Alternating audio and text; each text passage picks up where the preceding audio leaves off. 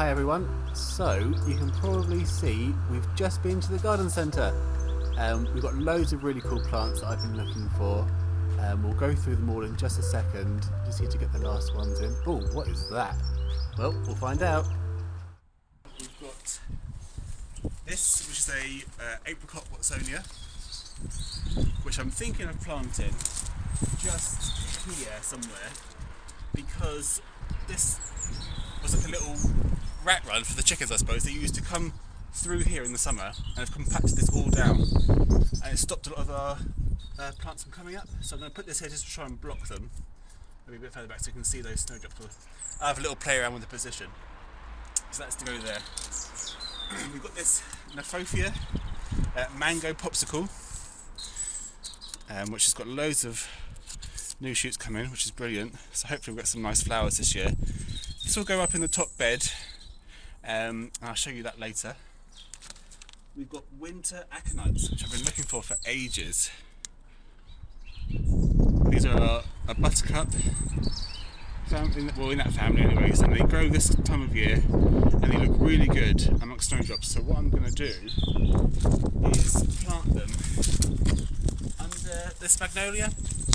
So probably put one sort of around there and we'll have a little play around. But the goal is that behind us is the kitchen, and this window is where you look out of when we're making cups of tea in the morning. So what I want is for us to be making our tea, looking out, and we can see lovely snowdrops there. We'll have some daffodils in a few weeks' time. We've got our winter aconites and more snowdrops under there. So that's the rough plan. So I'm just going to dot these around. Oh, and then we also had a spontaneous purchase, I suppose, of a mandarin. So that will live in the greenhouse. But it's got a couple of fruits already on there. So that's my new experiment, is figuring out how to grow that and get them to ripen up. So wish me luck. So right here is where I'm going to plant this watsonia apricot. This was a little kind of a rat run, I suppose, for the chickens, because we've got a bird feeder just here and they would scuttle on down here. Is that I really like these grassy leaved stems, because if the chickens do start scratching them, then their claws just go straight through. They don't damage them then. So that's why I like these sorts of plants. We have so many of them. So again, I'm just going to dig a hole so it's deep enough. Again, we've got lovely soil here because of all the trees around, which is then broken down. So that is going to be about level. And so I want this to be kind of blocking. God, it definitely needs to come out. See the roots of it. And this is quite dry, really dry actually, so it's going to be really good water. But I want this to be blocking the kind of way. So if I just put a little bit in, I don't want to be too deep. Yeah, that's happy with that. And that kind of blocks away. The other thing as well is that even when it's not in flower, because these leaves are all quite similar, it's not going to look that out of place. So whilst I've just got snowdrops flowering now, these snowdrops actually are a double snowdrop. They're really nice.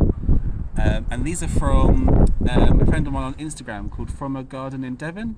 She sent me these with a few other plants, which is really nice of her. These snowdrops here are just a single variety that we had in the garden already that I've just spread out because they were just in one great clump. Do a little tidy up, give it a haircut, push him in, and yeah, we're good to go.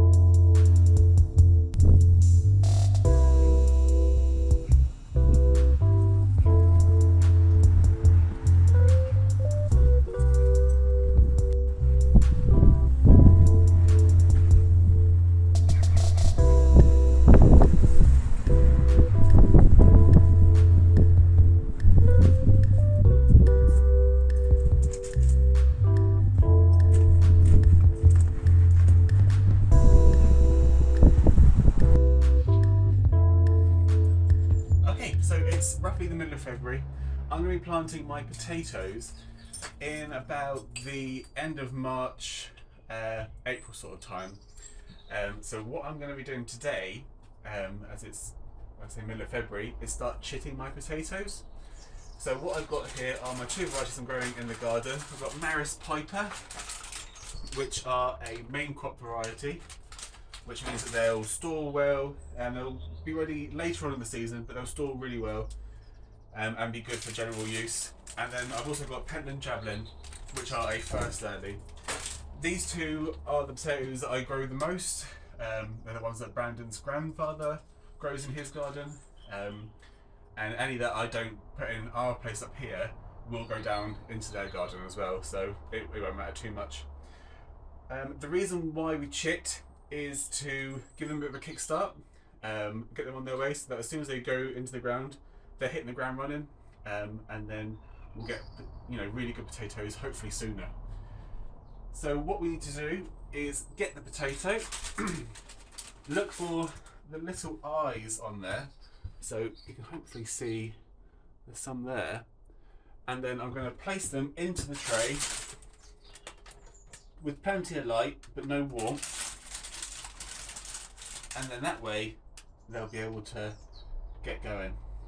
Just a quick job, but does give you good rewards, so it's well worth doing. So right, I'll get on with them, and yeah, we'll see these in a few weeks when they're ready to be planted.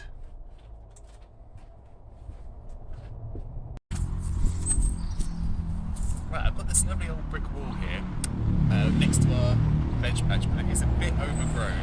So what I'm going to do is just try and keep on top of it and do a bit of weeding.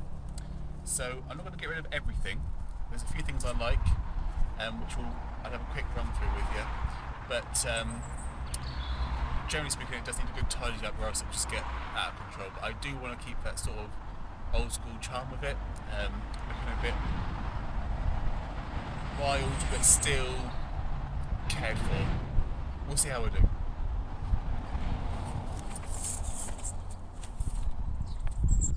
So the plants I'd like to keep would be things like these foxgloves, which are in this wall. Probably also keep the moss, but try and get rid of some of the ivy and some of the grass, or else it'll just take over.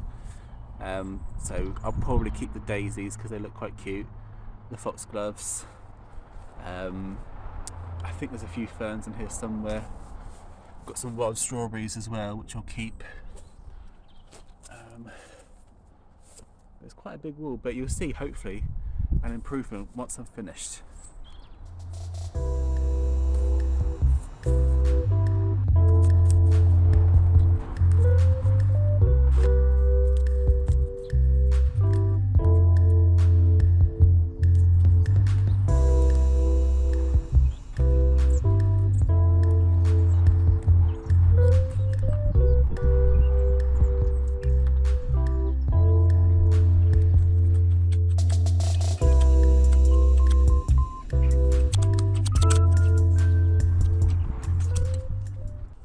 There we have it.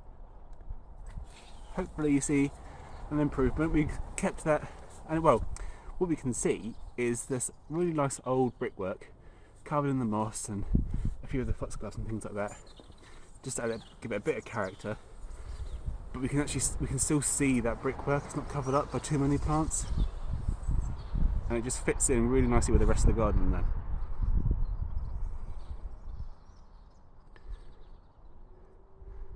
Now for that work. Okay, another one of our jobs that's been on the list for a while is first of all figure out how to get this pressure washer working. So there's Bran. Oh, I think that might be on now. And then we're going to tackle the door there, the algae that's growing on the door. Oh, there we go. So we're just going to mute the background noise a moment because it gets very loud. There we are. See it go. Pretty impressive stuff. We also have a bit of that duck egg blue paint, so if anything does come off, doesn't matter, we can paint it back over, absolutely fine, no problems there. Look at that, that's come up lovely, that is, isn't it? Last little bit. Nice. Happy with it? Okay, door is now done. Let's work on the patio. That is coming up lovely as well. So we just get rid of all the mud. There we go. Finished product. Absolutely sparkling clean. And that is all of our February jobs done. Hope you liked the video. If you did, give it a thumbs up and subscribe. We'll see you again next time.